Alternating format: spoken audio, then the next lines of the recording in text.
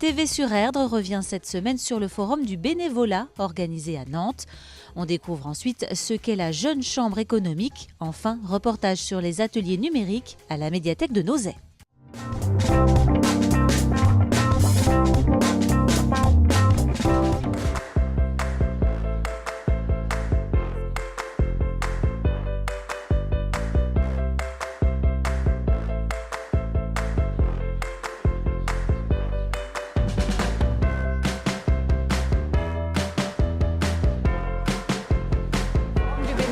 Ça a lieu tous les ans. L'objectif principal, c'est de permettre à des futurs bénévoles de rencontrer des associations, de découvrir leurs activités, éventuellement de s'engager dans les associations concernées. Glissa, voir et agir, association qui rayonne sur toute l'agglomération nantaise et qui s'occupe des malvoyants et des non-voyants. Nous recherchons toujours des bénévoles, que ce soit pour l'activité cuisine, que ce soit pour l'activité marche et culture, parce que les deux sont intimement liés, ou le tandem aussi, entre autres. On assiste de plus en plus à du bénévolat un peu plus volatile, des gens qui vont s'engager plutôt sur des projets, et puis quand le projet est terminé, vont quitter l'association pour aller vers une autre association pour développer un autre projet.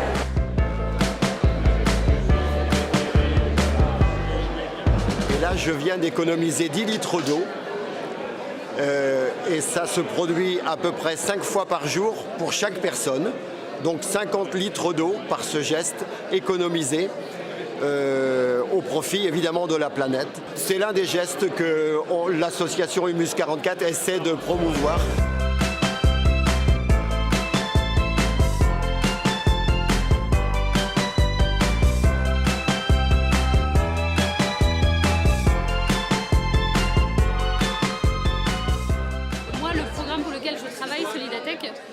On accompagne les associations dans leur transition numérique, donc on les aide à s'équiper, avoir des logiciels ou alors avoir un ordinateur portable pour l'association à tarif solidaire. Le bénévolat, c'est vraiment une richesse pour les citoyens et la cité, mais c'est surtout une richesse pour celui qui pratique le bénévolat. Tout à chacun devrait s'interroger sur qu'est-ce que je pourrais faire à mon échelle et avec, je dirais, mes capacités et ma disponibilité pour aider un petit peu les autres et la société de façon générale, parce que ça donne énormément aussi en retour.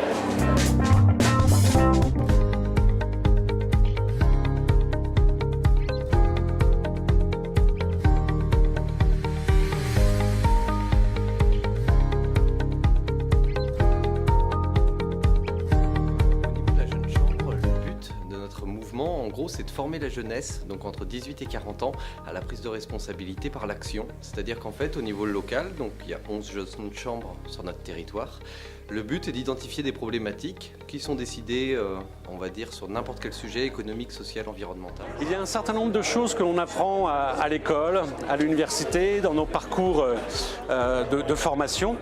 Il y a un certain nombre de choses que l'on apprend dans le monde de l'entreprise, en progressant, etc. Tout le reste, je l'ai appris moi à la Jeune Chambre économique. Répétez après moi. Je m'engage solennellement.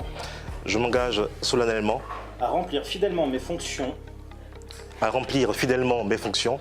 De président de la Jeune Chambre économique locale de Nantes Métropole Sud-Loire. De président de la Jeune Chambre économique locale de Nantes Métropole Sud-Loire. Pour moi, la Jeune Chambre économique, c'est la chance de pouvoir réaliser des missions ou de tester des compétences qu'on n'aurait pas pu tester dans le cadre professionnel ou dans un autre cadre. Donc voilà, sortir de sa zone de confort, acquérir de nouvelles compétences.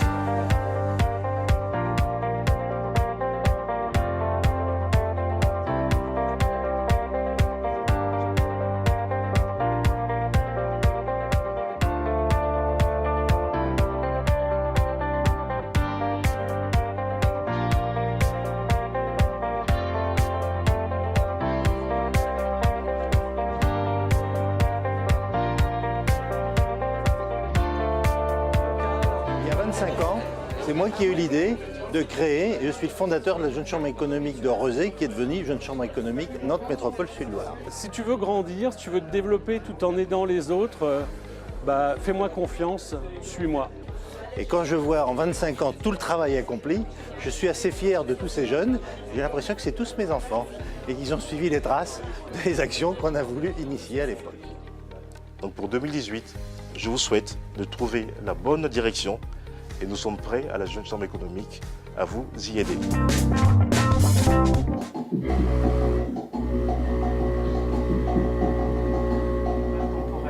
Donc déjà j'ai un truc régulier, vous êtes prêts?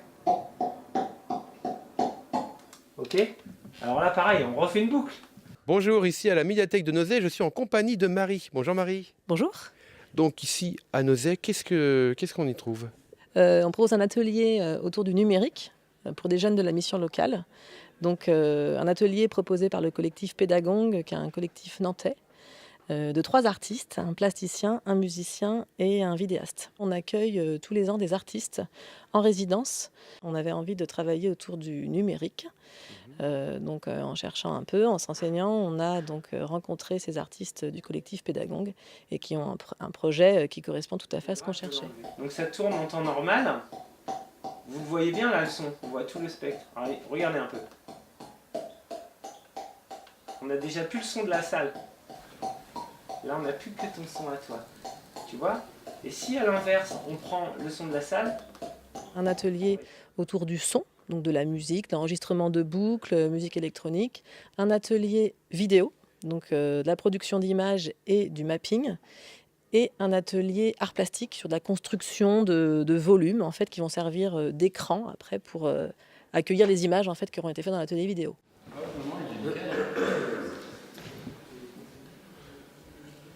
Est-ce que vous pouvez m'en dire un peu plus sur le public concerné par ces ateliers? Alors l'idée c'est justement de pouvoir toucher un petit peu des publics différents. Il y a eu des ateliers auprès de scolaires, CM1, CM2 et puis aussi des collégiens. Donc aujourd'hui, des ateliers auprès des jeunes de la mission locale. Ce soir, il y a des ateliers auprès de jeunes du foyer des jeunes travailleurs. Il y a un atelier ouvert, tout public. Donc là, vraiment, voilà, qui veut, vient. Et donc vous pourrez voir ces installations donc, à la médiathèque et à la mairie de Nozay. D'accord, eh ben on a hâte de découvrir ça.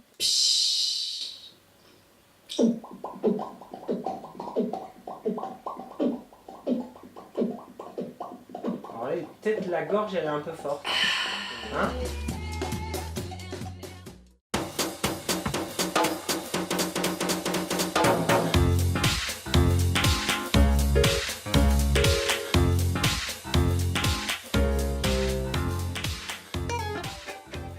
Divéo Média s'intéresse aujourd'hui à 2 fabophiles. Ils collectionnent les fèves.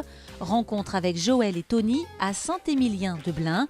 On terminera sur un extrait du reportage à la ferme de l'Orme.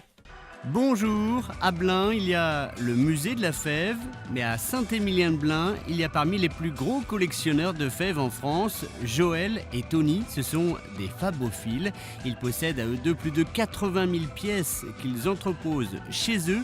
Ils sont tellement passionnés qu'ils ont carrément agrandi leur maison pour consacrer une pièce à leur trésor. On a séparé, c'est bien 2 collections distinctes.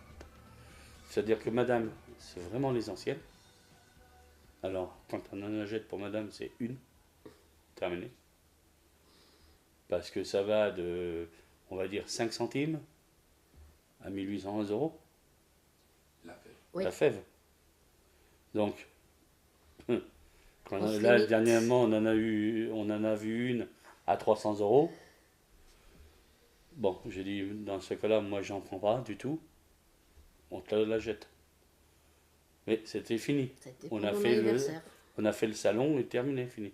Comme elle est née le jour de l'épiphanie, le 6, voilà. Donc je lui ai acheté pour son anniversaire. J'ai dit, tant qu'à faire, t'acheter un cache-colle ou un truc comme ça, bah, je t'achète une fève. Vous avez un sens à la fève, vous avez, comme dirait l'autre, bah, tous les présidents, ce que je vous ai fait voir tout à l'heure, le FC Nantes de 98, c'est des choses qui...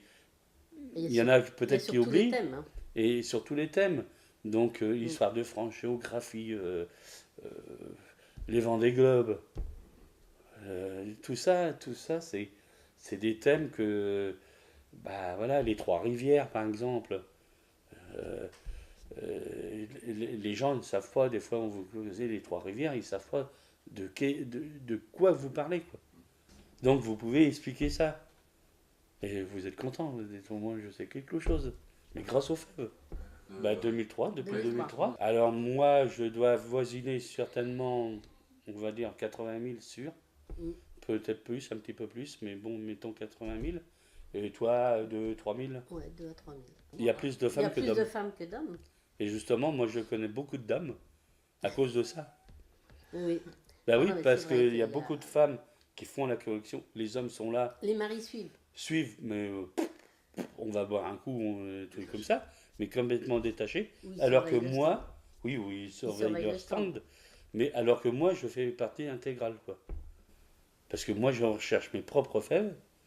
Et elle, madame, Joël, elle cherche ses propres fèves, elle aussi. Moi, ma collection favorite, c'est tout Nex. Tout ce que... je trouve qu'il y a un beau travail. Les fèves sont belles. Voilà, c'est un travail plus conséquent que dans les fèves ordinaires ou pour les graphiers. Vous avez des fabricants qui vous collent une photo dessus.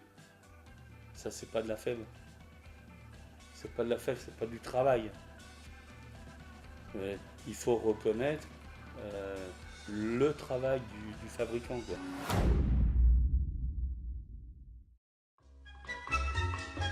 Bonjour, des oiseaux exotiques, des animaux de basse-cour, bienvenue à Saint-Omer-de-Blain, bienvenue au parc animalier de la ferme de l'Orme, un lieu ouvert au public depuis 1995, un site créé, développé et bichonné par les frères Guillet, Alain et Gilles Guillet. Donc on a démarré avec le parc qui faisait 2 hectares, on a un petit peu agrandi puisqu'on est à 2,5 hectares.